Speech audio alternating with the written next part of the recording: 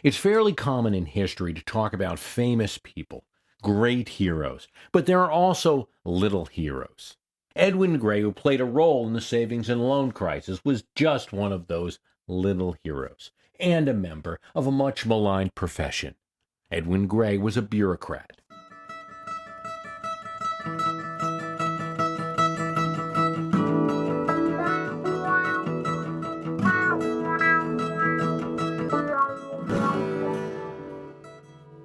In the northern hill country of Arkansas, near the university, near the Missouri country capital of Branson, John Paul Hammerschmidt ruled the congressional district from 1966, the first Republican elected in Arkansas in quite a long time, to 1993. A popular Republican in a solidly Republican pro-military district of northern Arkansas. Hammerschmidt often didn't even campaign for his seat. He stayed in Washington, or he raised money for other Republicans running for Congress around the country. But in one year, a Democrat named James McDougal would run against him. James McDougal was well-funded and had a unique strategy that no other Democrats had or could try before. In John Paul Hammerschmidt's career, only one Democrat had ever given him a scare of losing his seat. Only one could change the electoral map to an extent as to almost snatch from this conservative constituency its Republican seat and deliver it from the party of Lincoln to the party of Jackson. To turn the elephant to a donkey, one Democrat with boundless energy, charisma, good looks, and political know-how would give the plain state of Arkansas a fairly large shock and a piece of political legend. But James McDougal was not that Democrat. His strategy in the 1982 election was to buy every vote he could.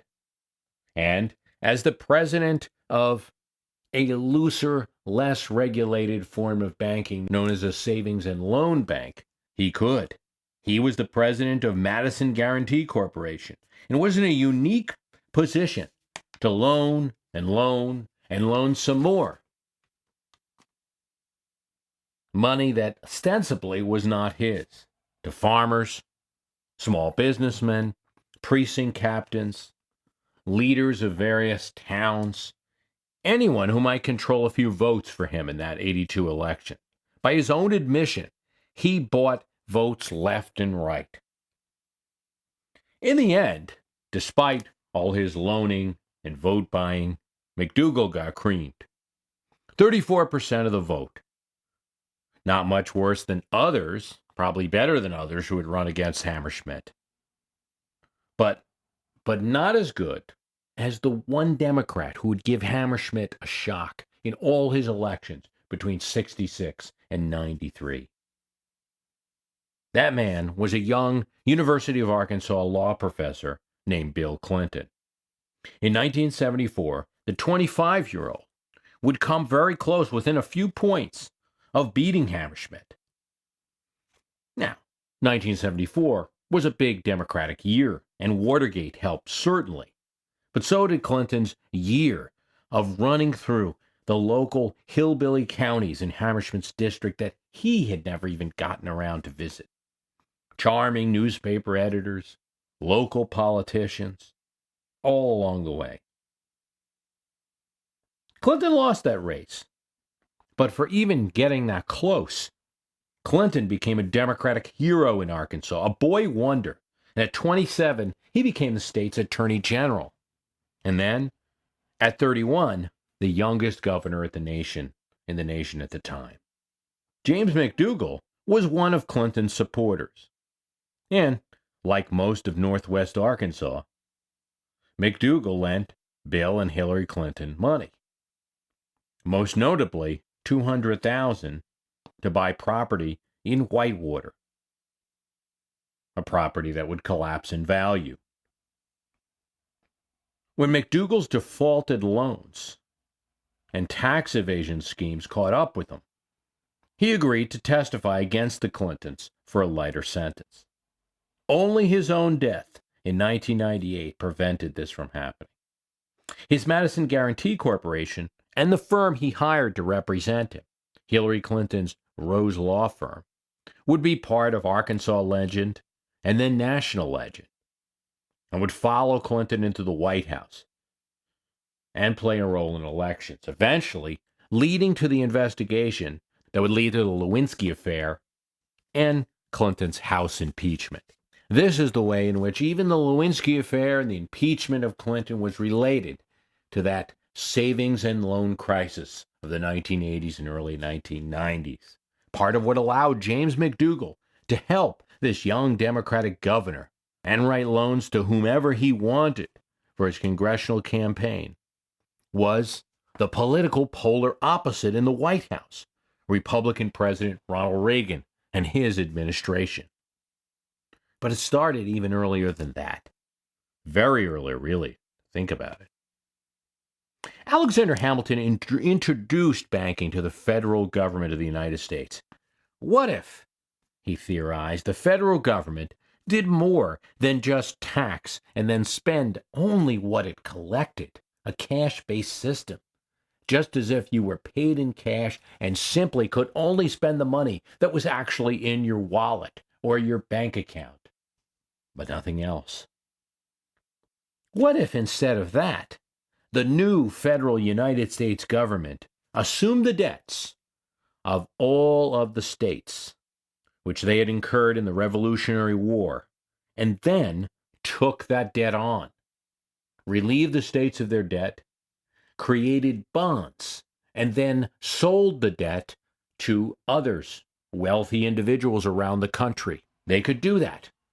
As opposed to the 13 states, the federal government had the credibility of the world. This was a new United States, and there was a lot of faith in this new experiment in democracy. Faith that they could capitalize on, literally, by selling bonds. But further than that, what if you created a Bank of the United States that would collect the tax revenue the United States government was collecting from excise taxes, etc. And instead of just merely collecting that money and spending it, they could, like any bank, lend against it, finance progress that the nation needed, roads, canals, new businesses. Hamilton wasn't all altruistic. He wasn't all patriotic, all forward-looking.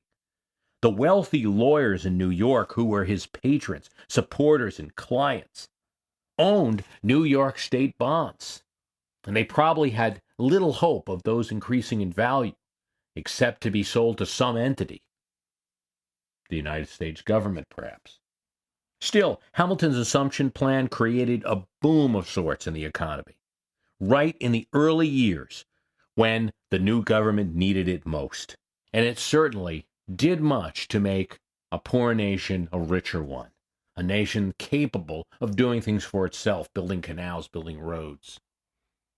And unlike the multiple state governments, a federal government bond was something that foreigners could sink their teeth into, especially those wealthy Dutch who, after all, had created banking, hadn't they? The old goldsmiths of Amsterdam. They were still active in the 1780s. They had helped finance our revolution, and they helped finance the new government of the United States. Savings and loans came out of a tradition of what was called building and loan banks, first in Britain, and then the concept came to the United States. It was a type of smaller, leaner bank that would only do home mortgages and building loans to finance real estate to help nations grow. And it was seen as a form of social progress. These were banks for working men to help get them into homes. They boomed and busted at different times in America in the 19th century.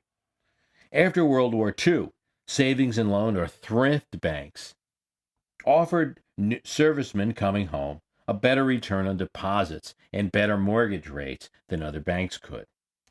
But after the 1960s, they started to suffer from a variety of ills. And this will sound odd in a story that's often associated with deregulation. The first blow to hit the savings and loan industry was regulation. They were regulated as far as what they could pay out on deposits, especially when interest rates increased in the late 1970s. The first to help thrift banks was the Carter administration, which urged Congress to grant thrifts the power to make loans, some of the loans that banks can, most notably ADC loans, acquisition, development, and construction. So we're not just now savings and loans, we're not just making loans on existing home properties, but could buy land, develop the land, or construct a home. A little bit more risky type of loan, but still close to their original mission. The Federal Home Loan Banking Board, the FHLBB, the government agency that regulated these thrifts and loans, also increased the amount that thrift deposits were insured for, from $40,000 to $100,000, just like any other bank. Whereas before, a wealthy individual putting money into a savings and loan would have to either split the money between several banks in order to have it all insured, or reduce the amount they put into thrifts. This increased the amount of money going to thrifts, but also increased taxpayer liability. And that change was done before President Reagan took office. This was done under the Carter administration. One other step that occurred during the Carter administration that helped the crisis along was that thrifts, or savings and loans, were allowed to get CDs from brokers. Brokers could be from around the country and would look for savings and loans anywhere that would give them the best rate. This set for a race to the bottom. Thrifts were offering higher and higher interest rates to get deposits in. These deposits had no loyalty to the local community. A wealthy individual in New York, for instance, could take their $100,000 and shop it around for the best interest rate. And why not? Whether they put their money in a bank in New York, a bank in Connecticut, a bank in New Jersey, a bank in Texas or California, their money was guaranteed by the federal government to the tune of $100,000. So it was just about getting the best interest rate. It was safe money. How did the thrifts, though, that bank, that savings and loan in Texas that was taking the $100,000, how did they pay for this very expensive money? Well, it might cost them 6 to 10% to get the money, but they would lend out the money at higher rates. How did they do that? By looking for riskier and riskier loans. This not only affected savings and loans, but also creeped into the regular banking industry, who was competing with the savings and loans. Most of this occurred during the Carter administration. When Ronald Reagan defeated Jimmy Carter on many issues, but one of them in particular being getting government out of people's lives, savings and loans were part of the growth of the West, an area that gave Reagan much of his electoral support. A good number of these thrifts were in Texas, California, Arizona, and Colorado. Treasury Secretary Donald Regan saw them as the cornerstone of business in the Reagan era. And the director of the Federal Home Loan Banking Board, Richard Pratt, saw no reason to regulate them and encouraged Congress to help them out. Congress, who also received generous contributions from this budding savings and loan industry, responded. St. Germain, that legislation allowed savings and loans to raise rates, make consumer loans, and make commercial loans. Not only that, the amount of net worth that a savings and loan needed to have versus what they lended out went from 5% to 3%. But even that belies the truth, because some of these net worth assets that they could show could be notes which were provided by the Treasury Department under Don Regan. A couple things made the situation even worse. Even the 3% net worth requirement, backed up in many cases by Don Regan's phony federal government notes, which could be considered assets to the bank, was phased in after 20 years. Meaning that's okay. So if a savings and loan was around 20 years, they had to meet the 3% requirement. But those that hadn't been around 20 years yet could phase it in. So newer banks had even less requirements. States began to follow these new loose federal rules to avoid banks from leaving their charter and getting chartered in the federal government. In this environment, between state and federal loosening of regulation, 686 thrifts around the nation became 1,068. 500 new charters awarded in 4 years. On top of the lenient rules applied, even where they were violated by savings and loans, there were very few bank examiners on the case. Bank examiners worked directly for Don Regan and not for the board that was supposed to be regulating the industry, the FHLBB. And examiners were few in number and underpaid. As early as 1983, before anyone knew that there was a savings and loan crisis, 35% of the savings and loans bank were insolvent, even using the relaxed accounting standards that the Reagan administration allowed. These standards meant that they could loan all the money up front, including interest, and then show that money as income. This was called regulatory accounting practices versus GAAP, general accounting practices used by most corporations. So $1 million loaned out could garner $240,000 of interest to the bank, which they would collect in that first year, even though the interest was paid only from loan proceeds. What do these relaxed regulatory accounting procedures, or RAP, mean? It means that if I loaned you $200 and said you have 2 years to pay me $10 in interest, then I went to the bank and took out $210, handed you $200 and myself the $10. Then I reported that I received $10 in income. But I did not. 2 years have not passed. I have not yet collected that interest from you. Yet here I am recording this $10 that I received only from taking money out of my own reserves. That's what banks did in order to inflate their own net earnings. And of course, borrowers didn't mind. They were getting a great loan at a good price for an investment too risky in many cases for most banks to do. The head of the bank board, Richard Pratt, didn't see any problem with the loosening of regulations of savings and loans. He saw it as a way of helping a sick industry. Probably more important than any other change that Congress or the administration made, the FHLBB under Pratt ended the requirement that S&Ls have 400 local stockholders. This is what made them truly different from most banks. Now, in the 80s, one person could have complete control of a savings and loan. This, more than any other change, led to problems. Instead of having 400 members of the local community looking out for the health of the bank, one person could loot the bank. But after making these changes, Richard Pratt left for a lucrative job at Merrill Lynch, and an unknown assistant of Edwin Meese, who was Reagan's attorney general during his presidency and also during his governorship of California, a person who had had a small job in the White House, took over. His name was Edwin Gray, and Gray had served in a small policy job in the Reagan White House. Then he had gone home to San Diego, where he worked for a local savings and loan bank. As a Reagan loyalist, who was also in the thrift industry, the S&L industry was delighted to see him take the chair. He was, as Edwin Gray would admit, considered to be a patsy for the industry. And as Gray said, they didn't know me very well, but then again, I didn't know myself.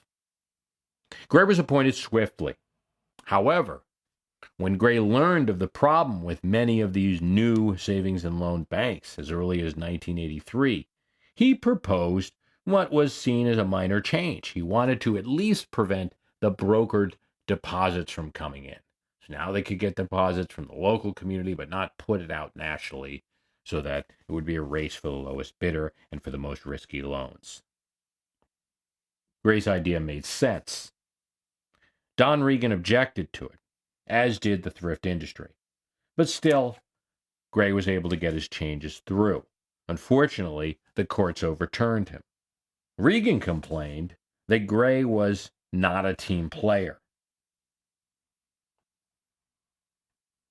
But Reagan also controlled the bank examiners who worked for his department and who weren't working quick enough.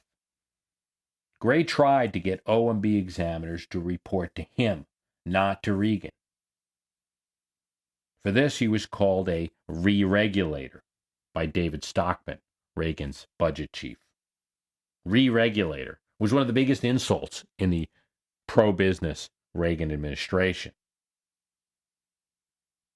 In 1983, when Gray first noticed something was wrong with savings and loan, the S&L problem, it is estimated, might have been fixed for a mere $9.5 billion. Gray was not against regulation completely. He gave, for example, the airlines, where he would favor some deregulations.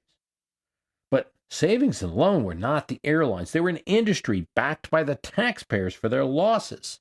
If an airline loses money, it's not paid by Joe Public. If a thrift loses money, its depositors are fully insured. By 1986, two factors further swayed savings and loans in their decline. One was low energy prices, damning developments in some of the states where they were growing the most: Texas, Louisiana, Oklahoma. And then the 1986 Tax Reform Act limited how much money could be written off from investments in real estate. This dropped the values of real estate.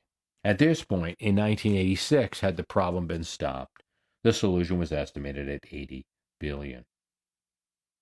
Gray made many attempts to see President Reagan to discuss the objections to what was going on with savings and loan.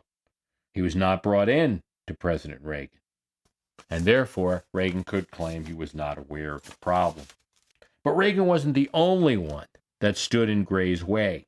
Majority Leader and future Speaker Jim Wright blocked anything having to do with savings and loans, who were among his best customers and big donors to Wright and the Democratic Congress.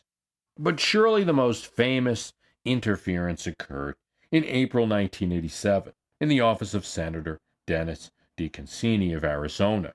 Present were his fellow senator in the state, John McCain, Alan Cranston, Democrat of California, Dan Riegel, Democrat of Michigan, and John Glenn of Ohio. Charles Keating was a contributor to all of the five, a business partner of John McCain's wife and a personal friend of hers. And Alan Cranston used the money from Lincoln's savings to bankroll a $100,000 turnout drive in California. The senators met with Keating and then met with the bank examiners who were looking at Lincoln savings and loan. They asked the regulators to slow down the investigation. For the bank regulators, the meeting with five senators being among the most powerful people in Washington, was uncomfortable, to say the least. Later, when the examiners told the senators that they were close to filing criminal charges against Keating, the senators, except for Cranston, backed off. Cranston still kept helping Keating even after the criminal charges were filed. The media covered the meeting with the five senators as early as 1987, but it was not until 1989, when the S&L crisis had really reached the consciousness of the public, that the Keating Five became a household name.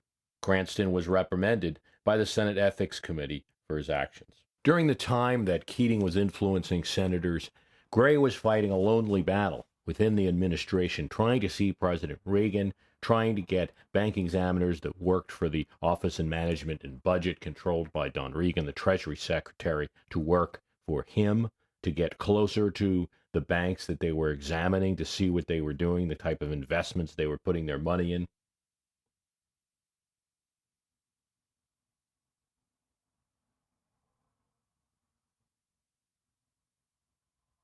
Frustrated, Gray would eventually hire his own bank examiners out of his own budget funds.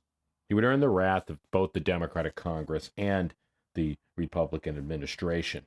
Don Regan would see that reporters were leaked unfavorable information about Gray.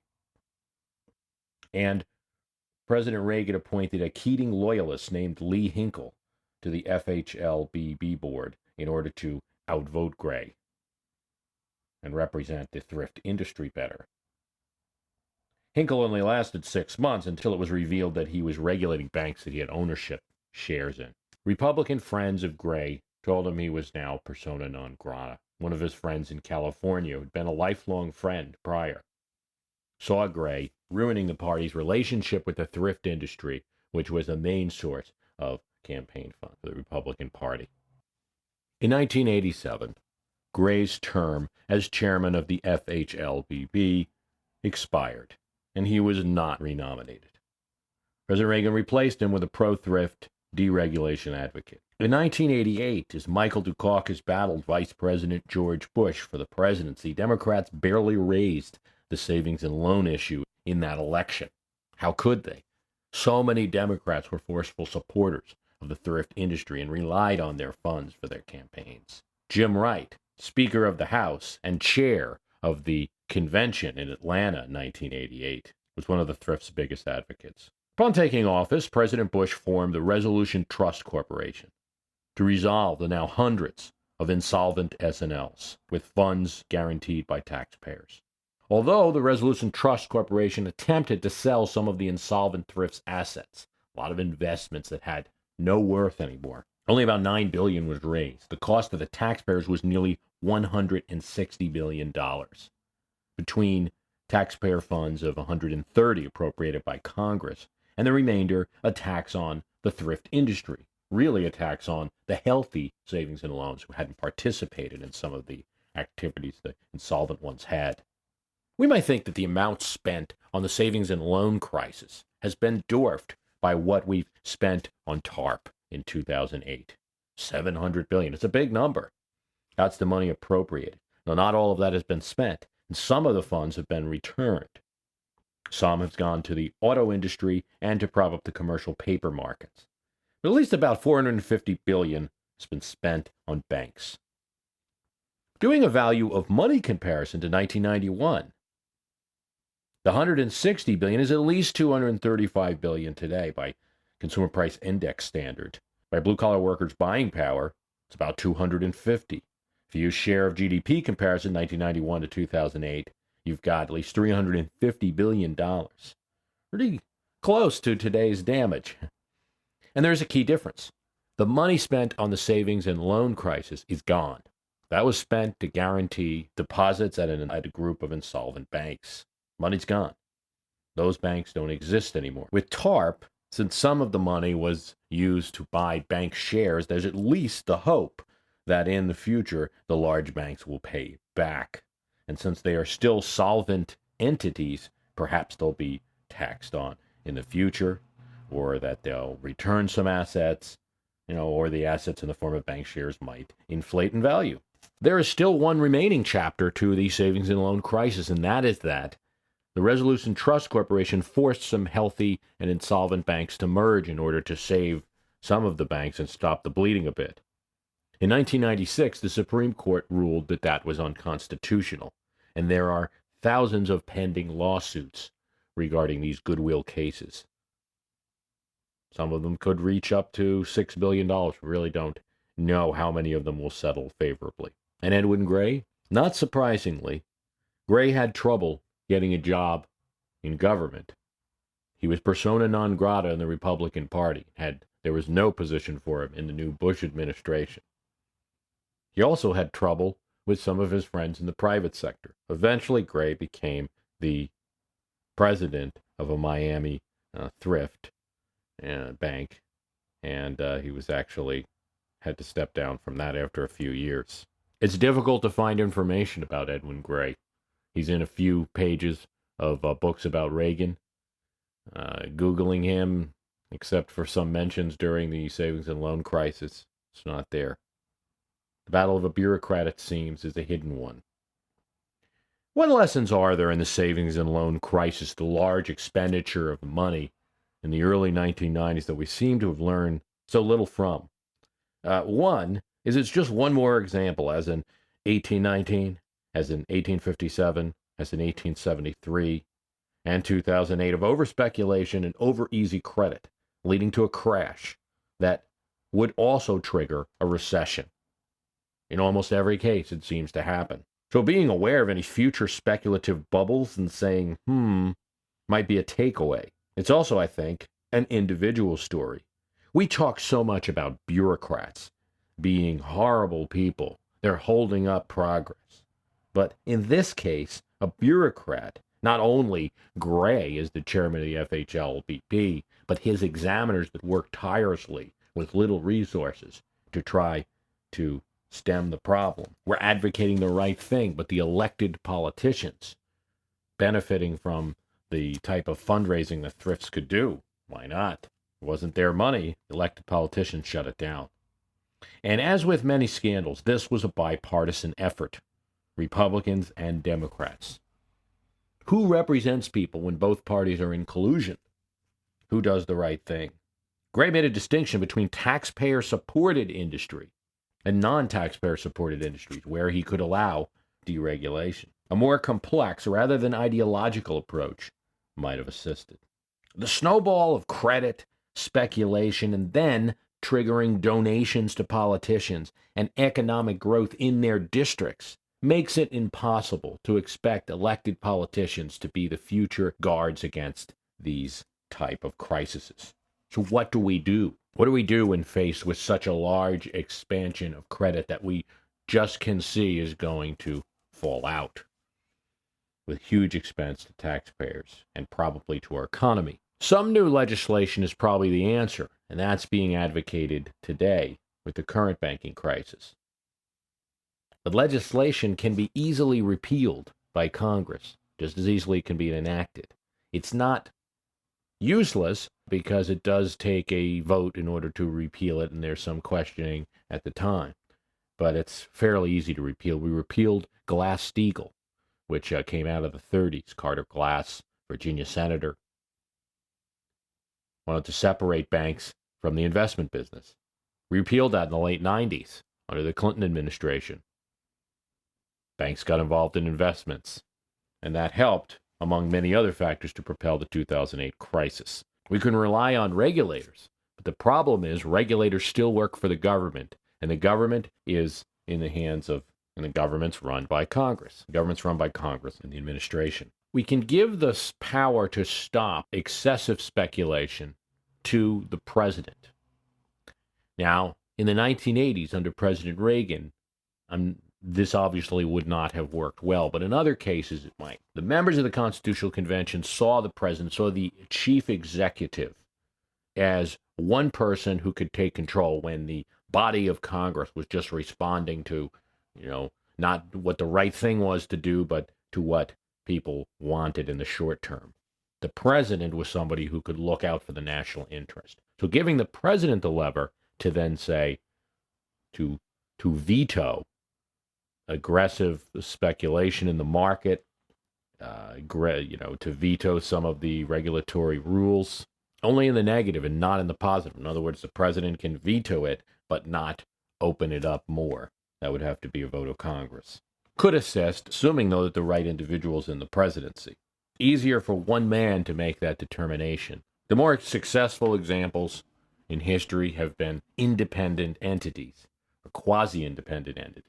You have the Federal Reserve System, which controls interest rates. Every president wants low interest rates. Federal Reserve manages that process.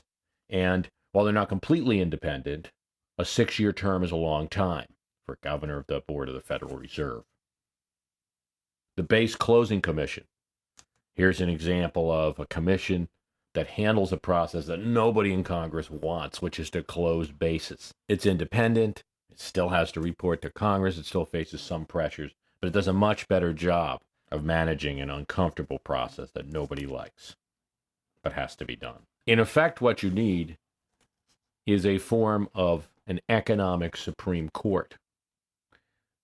Somebody who's appointed long terms, who can examine a situation in the middle of a speculative bubble and perhaps stop the process. This is a more general statement, I realize, and I don't have all the specifics of legislation, but it's the type of things politicians should be thinking now. There's a lot of talk now about regulations, whether there'll even be just a simple new regulations on bank from the Congress.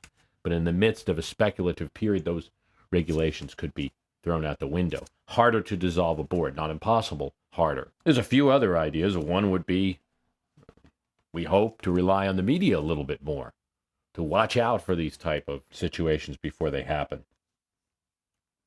Not only the official media, but the blogs. And probably last, there's a simple measure. Anytime a new regulation is voted, perhaps you can require Congress to write into the legislation how much the bailout would be if it goes south. To make an estimate, maybe the GAO makes an estimate, and perhaps even force Congress to bond money towards a bailout.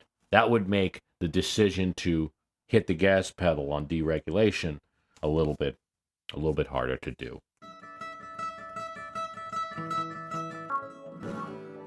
I want to thank you for listening. The website's myhistorycanbeatupyourpolitics.com.